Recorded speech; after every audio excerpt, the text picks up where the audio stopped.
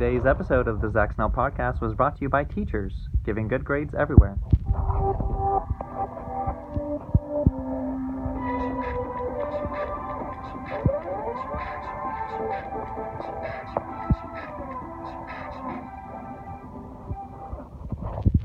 Hello, and welcome back to the Snell podcast, the only podcast where you will hear a real college student's perspective on economics in their life. Today, we're going to focus on me. That's right, the Snell. More specifically, we're going to talk about my job in the real estate field, as well as focus on how my job stays successful and profits in this market. A little precursor to today's podcast, everything that I will be talking about today deals with Florida real estate law. The laws and license requirements are different for each state, and you should check with that state's real estate commission before starting the process of getting your own real estate license. Currently, I work as a student service representative for one of the largest and most prominent real estate schools in Florida, the Bob Hogue School of Real Estate. Before I dive into the school itself, I'll give you a little background info on real estate. The basis for this work is that real estate is a need, meaning it is a basic requirement for survival. People will always need shelter and to buy houses to live in. This gives people a reason to want to get their license and sell houses, as the need for shelter will not go away anytime soon. To work in the real estate field, you will need a real estate license. There are two types of licenses, the sales associate and the broker. You'll start out as a sales associate license and put your license under our broker to make sure you are doing everything legally and correctly. Once you've had your sales associate license for 2 years, you are eligible to have a broker and start your own real estate business and have sales associates working under you. First off, you'll need to submit a state application as well as fingerprints to the state. This is going to cover an FBI background check to ensure that you are eligible to get the license and that you are someone that the state is comfortable dealing with other people's money and property. Next, you will need to meet the educational requirements. You can do this one of two ways. There are other exemptions if you hold a license in another state, but we won't get into that today. You can go to a university and get a 4-year degree in real estate, or you can take a 63-hour pre-licensing course with a state-accredited school. Since most people didn't go to college for real estate or do not want to go back to college, that is where we come in. Our school has been approved by the state of Florida to give the pre-licensing course. We offer this in a 7-day class for spanning out between 1 or 2 weeks, or an evening class that spans out over 8 weeks. Most people will prefer to spend the $300 in a couple weeks to get the license in comparison to spending 4 years and thousands upon thousands of dollars to go to a college. This is a great example of cost versus benefit, and a reason that real estate schools are so successful is that not all agents are coming out of college. After passing this class and being approved by the state, you take a 100-question exam proctored by the state, and you have a real estate license. So now you know why real estate schools are needed, but you might not realize how competitive this market actually is. There are main big companies that have students from around the state and country, like ourselves, Bob Hogue School of Real Estate. Other examples include Gold Coast and Burt Rogers School of Real Estate.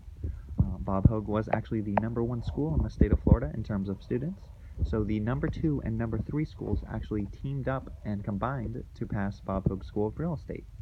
It's always going to be it's always going to be hard to compete with these big competitors in your business. In addition to these larger schools, there are also smaller, local schools in each area. These schools may be smaller and have less influence in getting students from surrounding areas, but can provide problems with actually being able to get customers in their immediate area better than the larger schools can. Some examples of small schools in this area include Cook Real Estate School or Yolanda Graham School of Real Estate. Since we are based out of St. Petersburg, we don't have issues with local schools. We have been in business for 40 years and have made a name for ourselves that's spread across the city, and the word of mouth has been established. Being competitive and getting new customers is important to every business type, but in real estate, it doesn't end when you get the customer. In real estate, the license is only active for 2 years. Each 2 years, you need to take an educational course, as well as pay the state a fee to renew your license. That means that every single real estate licensed agent in the state of Florida is renewing their license every 2 years for the duration of their license. There are no obligations, and you do not have to go to the same school as you went previously. This means that every single time someone renews their license, the school has an opportunity to gain a new customer.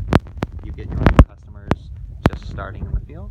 You could have a new customer renewing their license for the first time, or you could have a new customer that is renewing his license for the 20th time, just the first time with your school. On the other end of the spectrum, this also means that you can lose a customer each and every time they have to renew their license. When we talk to new customers, our goal is to not only make the sale on that course, but make the entire experience as pleasant and simple as possible so they come back every 2 years for the rest of their license's life. This makes every single interaction with a customer so much more important, because losing a customer for one renewal might not be the biggest deal, but losing a customer for life can be devastating. You can also never forget about the butterfly effect, because now that agent that refuses to renew with your school will tell all of their agents and real estate friends to not renew through you as well. So, how do we do it? The basis for our entire business is through our notes. We keep detailed, thorough notes about each and every phone call and interaction we have with a student. For each person that calls in to get information and be a potential student, we will get their information and create a record for them. That way we can track what has been spoken to the student, what information they have received, as well as what they are interested in to help us talk to the student in the future. We currently have over 350,000 records for our students, as well as people who have just called to express interest. When you are immediately able to pull someone's record up when they call in, see all of their license information with our school, it makes everything smoother, concise, and an overall better experience for the customer, meaning they are more willing to come back for their next renewal. As you can guess, this business is run by sales. The main product we offer is the licensing courses for the different licenses. Now, we sell these courses with the help of incentives, meaning reasons to buy our course. Price has always been a big factor for people, so we make things simple.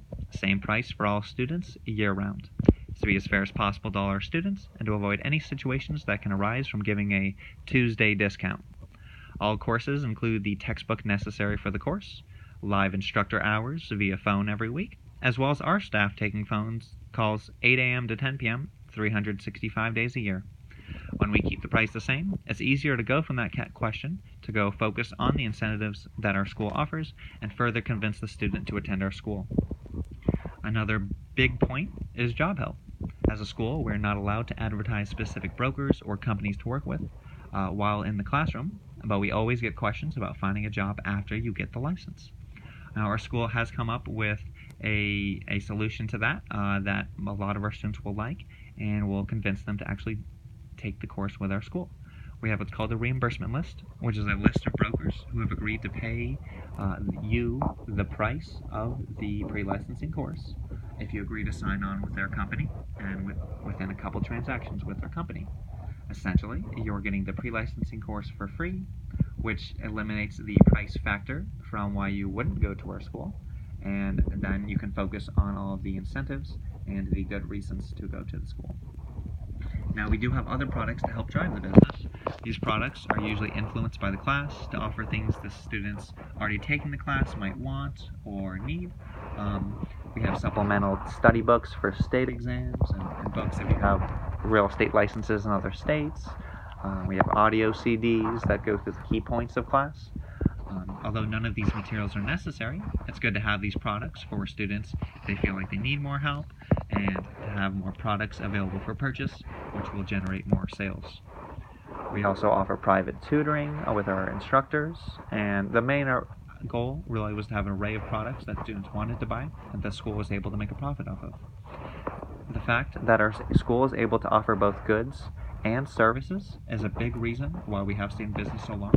Goods being tangible products such as the textbooks in class, and services including the instruction that you get from the instructors while in the class. Having both really helps have an array of products and will help our students. To get new students, the school uses fairly common practices. We'll have giant signs at our locations that people will drive by and remember. The big focus is online. In today's society, Google review rules everyone and everything. So whenever we have a student call and ask how they can compliment us or where they should write a review, we send them straight to Google. We are constantly checking these Google reviews to not only better our business, but to respond to these reviews and make the review more personable. If you look up a company and you see that that company has replied to their reviews and given feedback, you know they are listening, and this will make someone more confident in your company. Whenever we do talk to someone for the first time, we always ask them how they heard about our school. This helps us keep track of how people are hearing about us and what tactics are working. If they are referred by someone, we always try to get their name 9 times out of 10, we already have a record for that person or can find them by their real estate license. We'll send this person a letter thanking them for referring the student to our school, and this tends will work out for the student calling in because the one person lets the person know that you're giving them credit, and you're also letting that potential boss know that you're serious about the real estate field and you are actively going out and getting information to get the license. To get new students that are already licensed, it is a little different. Once you get your real estate license in Florida, the license becomes public record. This means that we have a list of all licensees in Florida and when their license is set for renewal. For these students, we'll give them a call to remind them of their license renewal, the requirements, and see if they're interested in having information sent out or to take the course with us. It's a good reminder for these licensees, but it also puts our name in the back of their head when they're thinking about renewing their license. Once you've renewed your license, once you've had the license for a couple of years, you only need to do a short 14-hour course. That's a 30-question open book exam we send out to students.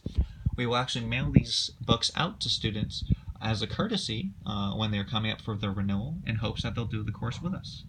The opportunity cost, meaning what we're risking here, is that we risk the loss of the cost of the materials and the shipping if the student does not take the course with us. But we gain the notoriety and the just getting our name out there to help students remember us and hopefully take a course with us. Now, that is also one of the benefits of being a larger school, is that we are able to send more booklets out to more students who aren't necessarily with our school yet, but we have the possibility of getting more students. So now that I've talked to you about my position and what I do for my job, I'd like you guys to comment, have any questions about the real estate field or getting the license at all. Just have any questions, you can send them to me, and I'll be glad to help you out. This has been today's edition of the Zach Snell podcast, going over real estate in the current field and getting your license. Thank you, and you have a great day.